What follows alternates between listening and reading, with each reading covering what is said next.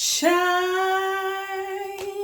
on me, shine on me, Lord. Let your light from your lighthouse, let it shine on, let it shine on me. Essie Mae.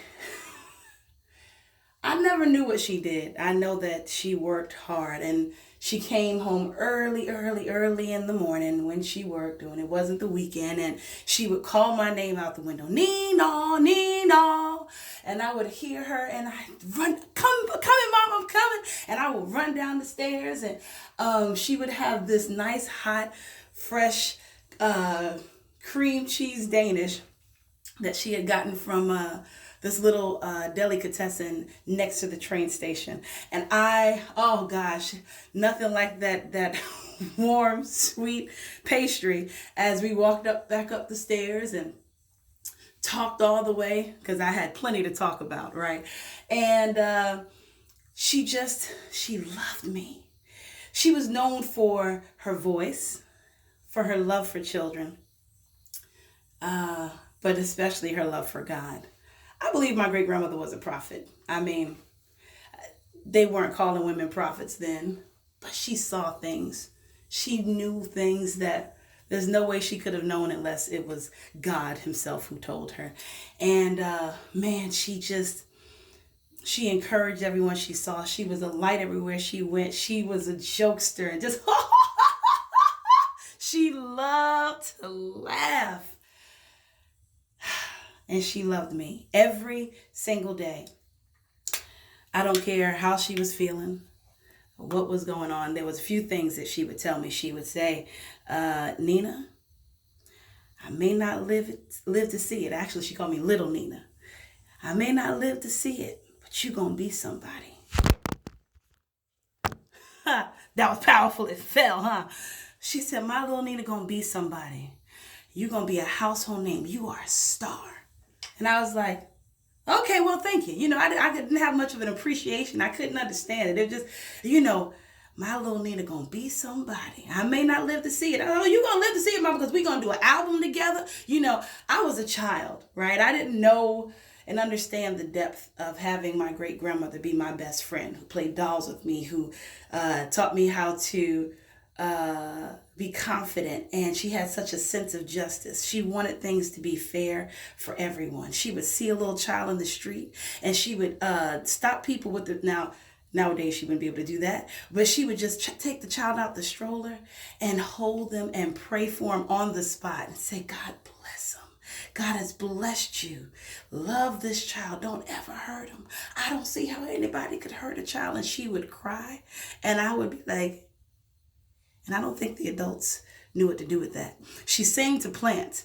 Actually, I used to just think that my great grandmother was my best friend, who was just a little bit strange. I couldn't quite understand what she was saying and what she was doing and why this all was significant. But I knew that there was something there that I couldn't put my finger on. So I listened to her. She told me I was going to be a star. She also said, Little Nina, don't let nobody put your great grandmama in a nursing home, because people put their people there and they rot to death. I don't care what happens. You don't let nobody put your great grandma in a nursing home. And I said, nursing home? You ain't going nowhere. You got your whole mind, And every morning, she would pull me down from the bed and we would pray. And the sun didn't come out or wake up yet. But she was like, it's time to start our day with prayer. She didn't leave any part of the earth uncovered. You may not know Essie Mae Robinson, but she prayed for you at some point, okay? I promise you, she prayed for every single living being on the earth. And I was witness to it, because God knows she wouldn't let me fall asleep during prayer. I would try to stay with her, but it just, holy moly, she would pray for a long time. And then she would get up and tell me, wash up, it's time for us to get ready. And it wasn't like we were going anywhere. I would go right to the kitchen and she would have my cereal ready there and sitting on the table, and have my milk separate so my cereal didn't get soggy. And she had my tea in my favorite cup, my peppermint tea, and she had a towel in the chair. Symbolic to me of the way she loved, because she knew that the chair would be cold to my little legs, because I really never had pajamas when I slept over at her house. It would just be impromptu.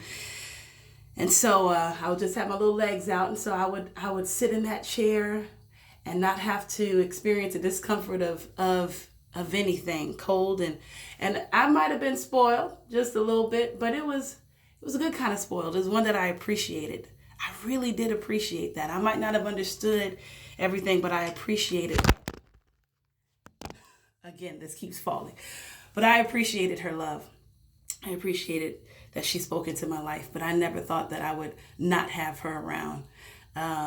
Singing to the plants and singing every day. And this old building keeps on leaning. I got to move to a better home. I didn't know that she knew she was leaving soon. But I was so glad for the 13 years, or almost 13 years, that I had with her. I miss her, but I carry her with me. Her love for children, her love for singing and music, and her love for God. I'm so thankful for Essie Mae. Thank you, Mama. My mama upstairs. That's what I called her.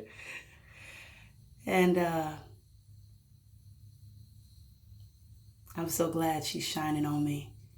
Shine on me. Shine on me, Lord. Let your light from your lighthouse, let it shine. Oh, let it shine on me. This is my Black history.